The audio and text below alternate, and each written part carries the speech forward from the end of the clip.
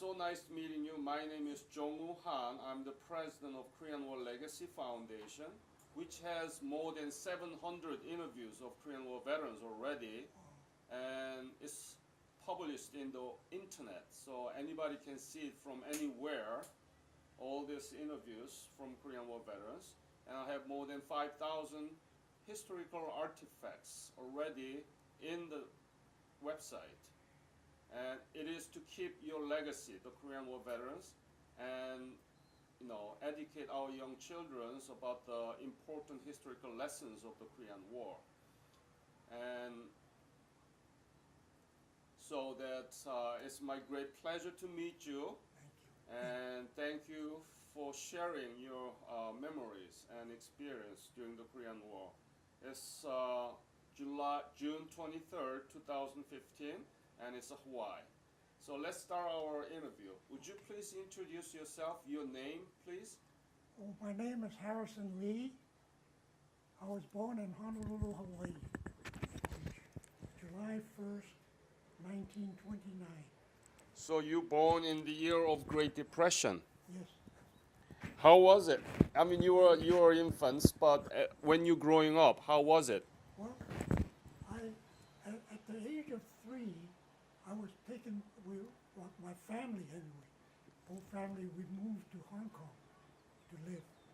Huh. And my formative years was spent in Hong Kong, 14 years to be exact. Wow. I was, when I left Hong Kong on December 16th, 1946, and returned to Hawaii on January 2nd, 1947. So, how was Hong Kong? I wouldn't want to live there. Why not? To visit, well, I went through a whole lot. You know, the people are different, a lot different.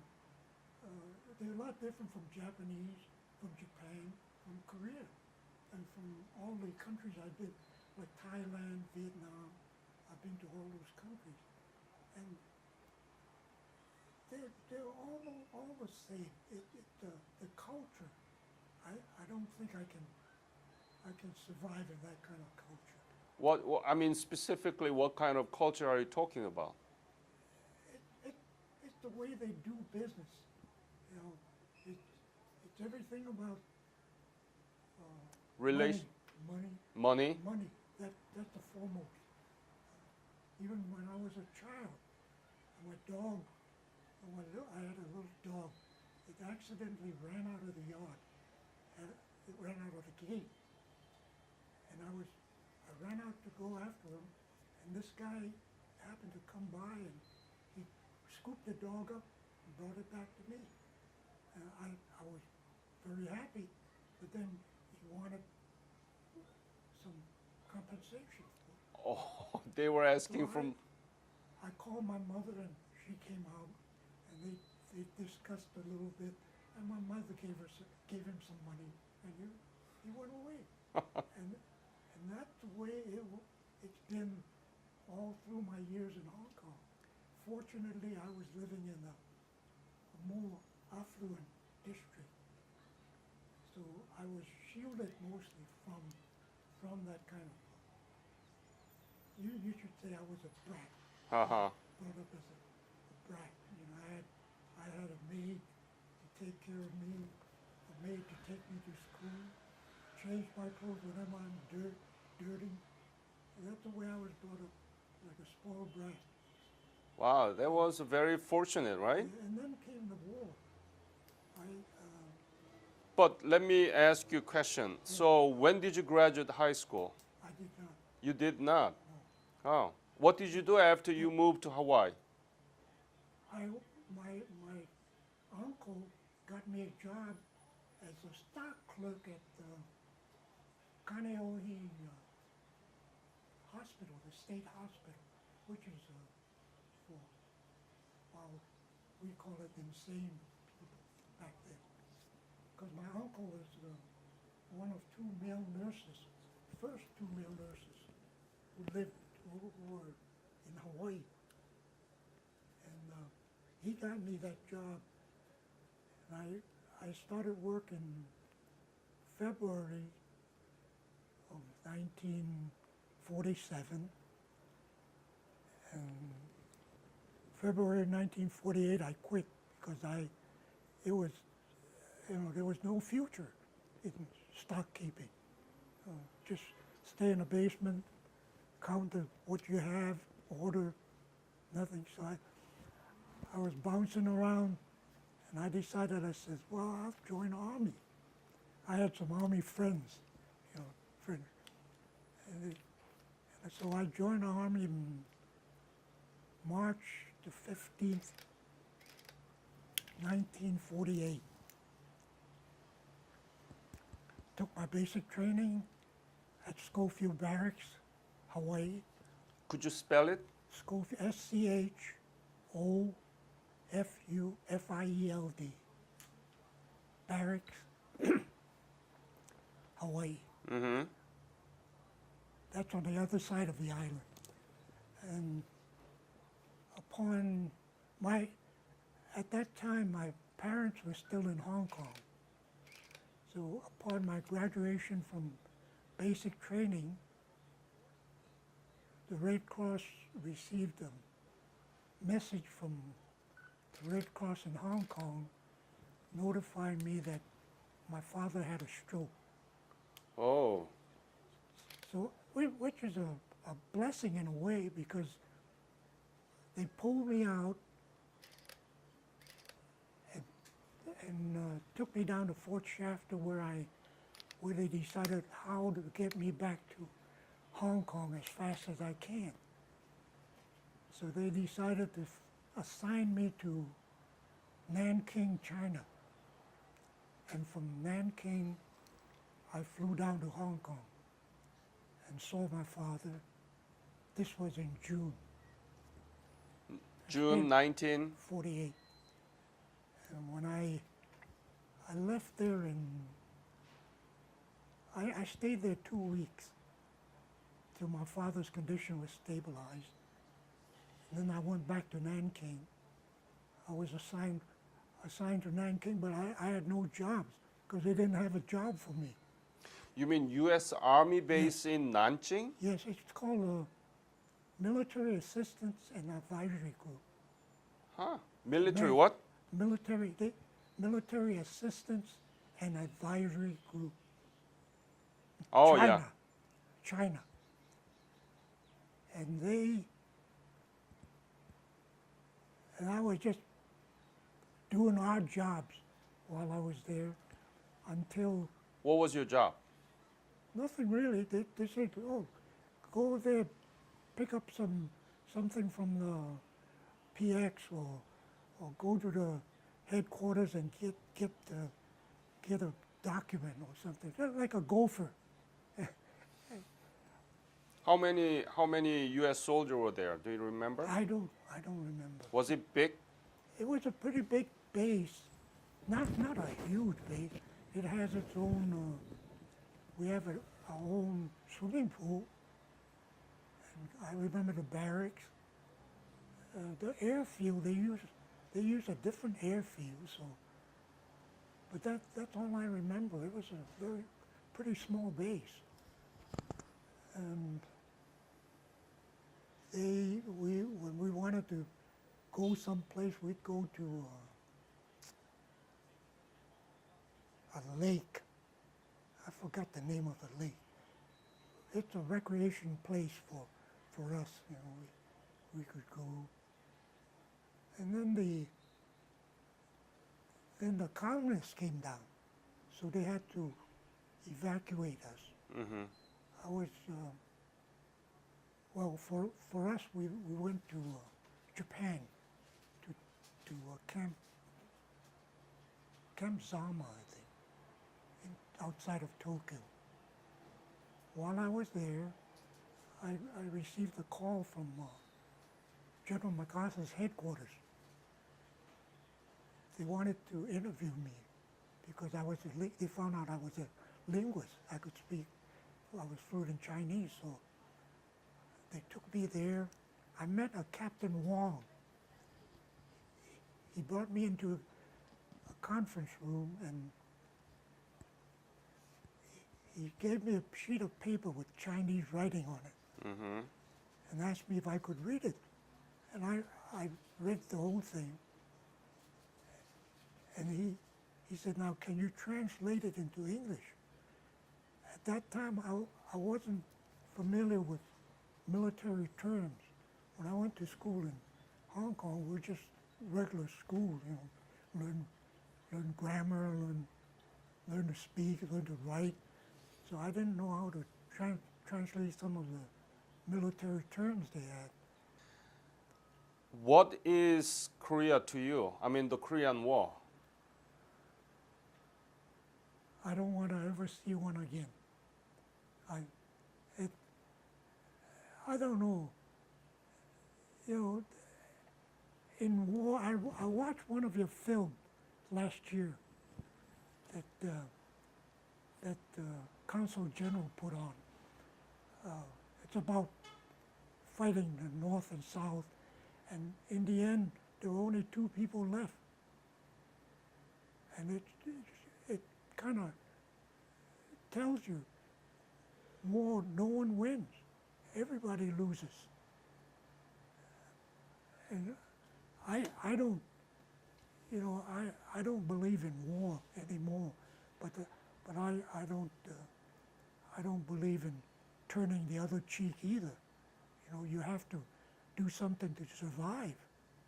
After going all these things, hell, but very modernized Seoul and Korea, what is Korea to you personally? I think it's a great friend. It's one of America's staunchest allies. You can't take that away from Korea. And I wish they would continue. Look at the people, the Korean people that come here. I have quite a few Korean friends, you know, who are businessmen. You know, the owners of kimchi restaurant, owner of Koa Pancake House, you know, all those, they're all Korean owned. And they really appreciate the Korean War veterans. And as a friend, I think, I'll tell you a story about Koreans.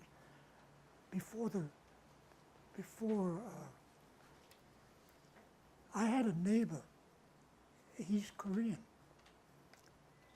but he and I never got along because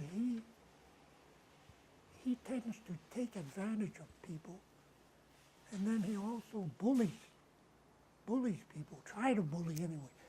And and for local Koreans, I don't hold them in high regard because of their nature here, but the ones who migrate from Korea, they're different. They're helpful, they're friendly. Got it. I love the people.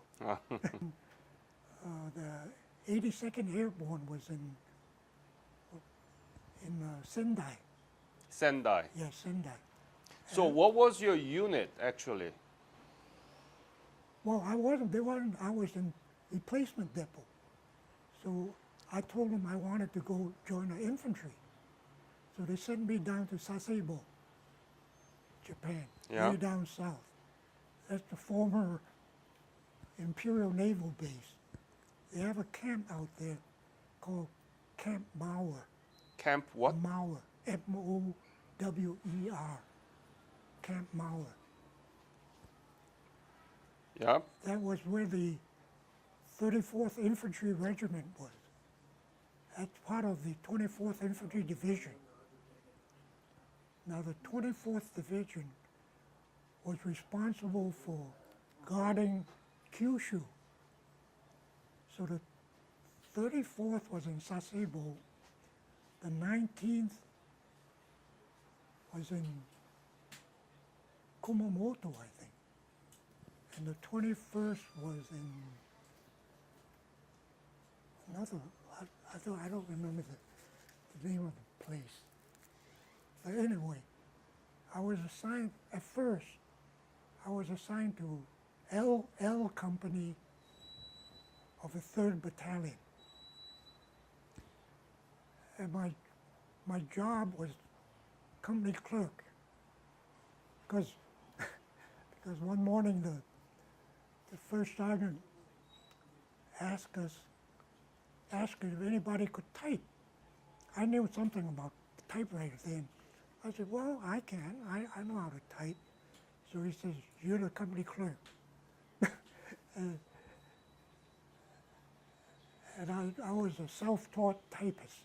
By the time I could type 55 words a minute, the first time decided to send me to typing school.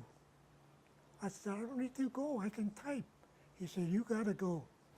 So when I went to school, everybody sat down, piece of paper, a typewriter, and gave you a book, you start typing. So I was banging away, and finally the teacher came over and said, who sent you down here to type? I said, oh, my first sergeant. He said, you can't type. I said, well, you tell him that. He said, I will. So I went back, and so I was company clerk until they activated the 1st Battalion. There was only one battalion, the 3rd Battalion.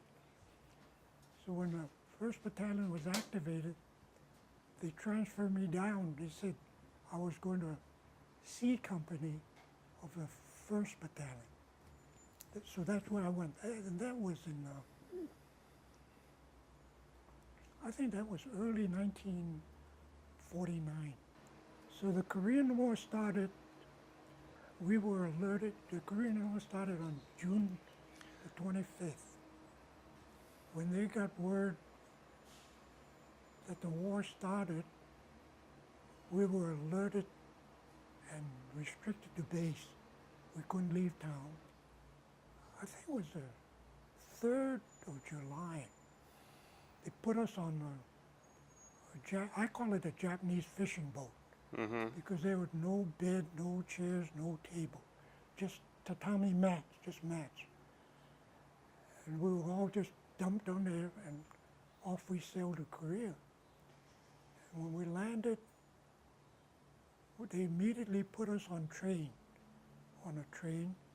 and we headed north. Where did you arrive? In Busan? Yes, we arrived in Busan. And then we went straight up to, I think the place was Masan. Mm-hmm. We unloaded. We all had a duffel bag, our full field pack, our rifles, everything. When we got to Masan, they said, well, you have to leave your duffel bags. You just take your full field pack with you. And your rifle, of course. So we went, they took us to a small village where we set up office. We were in a little shack. And it was raining. I remember it was raining hard. And the company was, people were moved out to a line, to a front line. I don't know where it is. But toward the evening, I think the second evening, we arrived. The bazooka man came running back. He said, he told us, he said, Shadrach got killed. The bazooka man had an assistant. The bazooka man was Sergeant Witzik, I think, Witzik. And his assistant was Shadrach, Kenneth Shadrach. And Shadrach was killed. So the company commander grabbed hold of me and some other guys and she says, you gotta go bring his body back. So we went out and found his body and brought it back. And the company commander made everybody view the body to show how serious trouble we're in. He says he wanted us to remember that we're fighting a war. And So how was Korea at the time that you arrived? Describe the scene.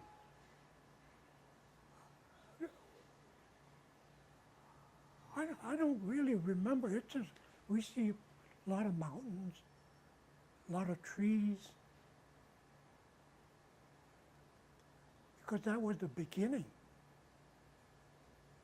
And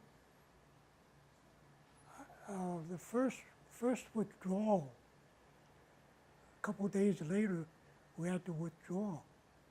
So there were a group of us walking down the road, and it was mountains on both sides, trees, beautiful. It was nice country. Until we got to a lonely house, and someone said, "Oh, let's take a break." So we went in the house, had our whatever meals we had, and before we could finish the meals, the North Koreans had set up a machine gun across from the road on the side of the hill, and it was firing into the house. So everybody said, "Well, we gotta get out of here." So we went out the back. The back was the mountain was a wall. We had to climb up over some crates and then get up on a slight knoll and run across this knoll to get into a drawer. To go up the drawer, then we're safe, because that's the only way out. So the machine gunners, the North Koreans, had that ridge zeroed in. So one at a time, people were running out. They just, one at a time, they run, and I'm down there, I'm watching all this. I could see the traces going, but nobody got hurt. I think there were about 12 of us. And I was so scared, I didn't want to go. So after a while, there were only 2 of us left. This PFC and I, we were both private first class. He says, "Go ahead." I said, no, you go first. so, okay. So he got up there, he ran to the top of the ridge. And I'm up there looking at him. He stopped and he turned around, he waved for me to come. And I saw those traces going. I told him, go. He just waved me on. So he wasn't going to go until I left. So I had to get up and I ran. I just took off and dove for that. That was my first baptism under fire. And it's scary. So did you participate in the Incheon landing too? Pardon? Incheon landing. No. Oh. We were down in the Busan perimeter. Only the 1st Marine Division and part of the 7th Infantry Division made the landing. So we were on the Busan. Well, our major battle was Daejeon, the Battle of Daejeon. You were there in? Yes. Oh, tell me about it. Well,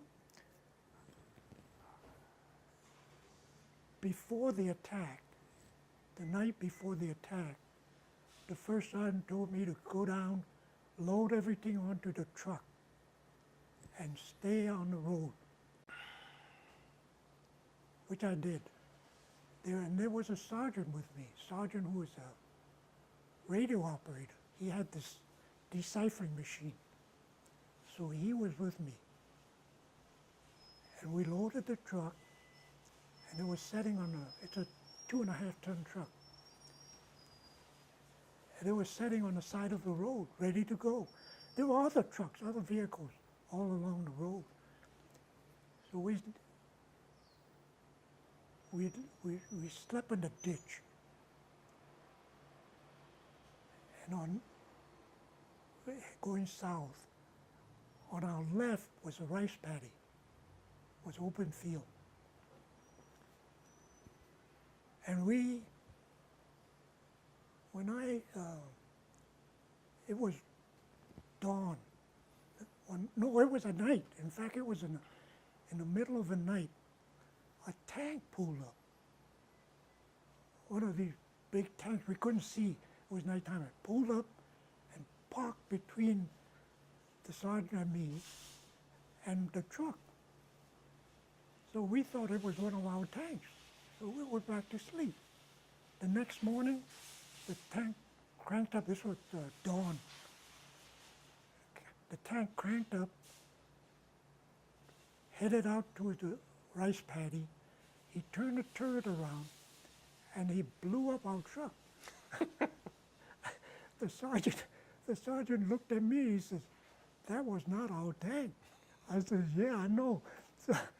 So we had nothing to fight it with. What were you thinking? I was trying to see what I could do to knock out that tank, because all I had was my M1 rifle. And I started shooting with my rifle. You sure? Yes. When I tell people that, they just go crazy. They say, "You're trying to knock out a tank with an M1 rifle?" I said, "I had nothing else to shoot with." So the sergeant and I said, "Well, let's get out of here." So we started running south. Then we ran across a group of people. One of them had a mortar, a 60 millimeter mortar, and they were trying to fire the mortar around at the tank.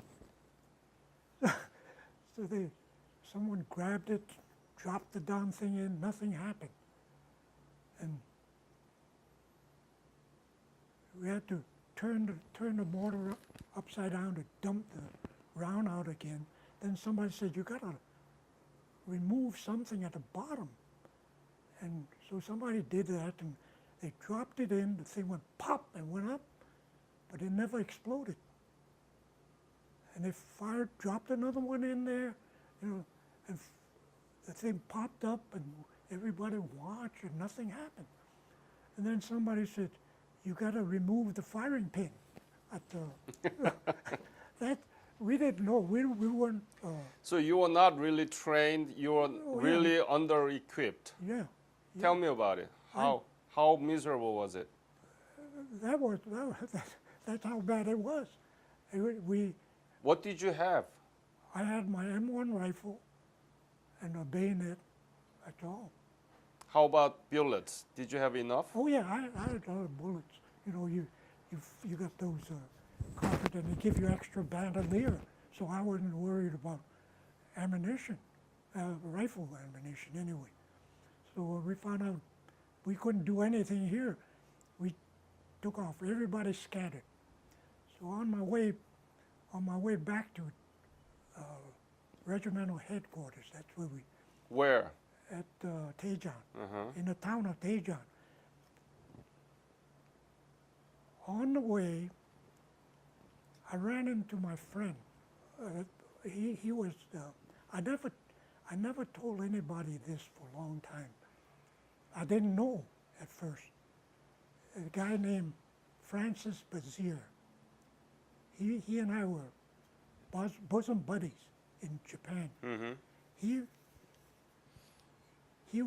asked me to be his best man after we leave Japan. We go back. He's from New York. He was going to get married. He wanted me to go back and be his best man. So while in Japan, I extended my enlistment 1 year, just so I could go to the First Army area. New York is under the First Army area. So I put in for the First Army area. And when we went to Korea on the boat to Korea, we talked about it. He and I were talking. He said, if anything happens to me, I want you to write to Peaches, that's his girlfriend, Marjorie Sterling. write to Peaches and tell her what happened. So I says, oh, okay. I says, by the same token, if anything happens to me, I want you to write to my mother and tell her. But I was the only son, only child. He said, we agreed. And that's the last time I saw him until Tejan. That was July 19th, when the battle first started. So I met up with him, and we went down together. And we got down this road. We had to cross this road. So we were laying in a rice paddy, and it was rice paddy on the other side of the road. So we says, we could hear all kinds of machine gun fire, rifle fire, artillery, mortar, everything. It was like a battlefield. So Buzz was lying next to me on my left. So we were laying on the road, and I was looking both ways. Then I looked down to my right. I saw 3 North Koreans. They had a machine gun. They were setting up the machine gun on the road now. And I started to turn my rifle and fire at them. And I told Buzz, I said, hey, Buzz, they're setting up a machine gun nest. So he didn't say anything, so I started shooting. And then I said, Buzz, help me here, you know. And I turned around. I could only see his helmet. So I pushed his helmet over. I said, Buzz. His head just flopped over. He got shot. And I shook him. I said, Buzz, you got to get up. And I didn't have time to check his pulse or anything, because those North Koreans was getting ready to shoot. So I grabbed his rifle and I grabbed my rifle, and I ran. I just ran across that road and kept running till I got to Tejan, to the regimental headquarters. But I'll finish this story about Buzz. In 1993, I went on a tour to the Silhais, casualty, something. It was at Hickam, where they identify dead bodies. Yes. Yeah. Remains of the... Yeah. Casualty identification, something. Yeah. So I went on a tour. I see how those things work, how the place. So I asked one of the gentlemen. I was looking for my friend. He said, "What's your friend's name?" So I gave him the name, Francis Bussiere. Could you spell it again? Bussiere. Francis. His first name is Francis. I think it's Francis. But I always call him Buzz. Bussiere. French name. It's a French name.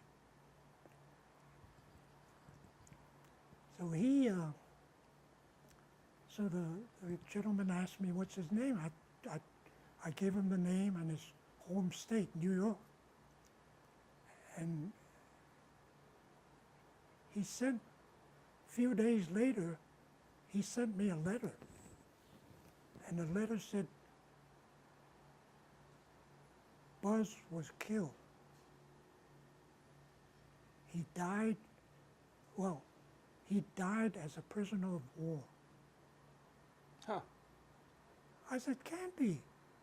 I left him there because going back, when I got back to my company, I told the first sergeant that Buzz is dead. The first sergeant says, oh, you can't classify him as dead until you have the body. I said, but I was with him. And then I guess that's my mistake, I guess. I didn't check his pulse or anything. And that